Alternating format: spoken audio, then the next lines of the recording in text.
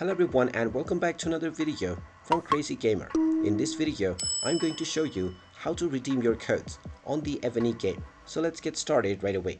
Now, first of all, open up the Evony game on your device, and once you open it up, you will be taken into the home menu or your home base, from which you can directly start enjoying the game.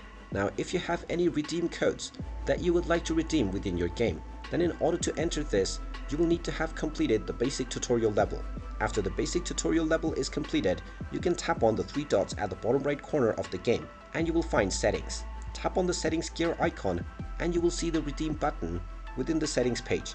Just tap on this menu and you will be asked to directly enter your redeem code. Now within this box, just type in your redeem code for the Evony game that you wish to redeem, and after entering your code you can tap on the confirm button.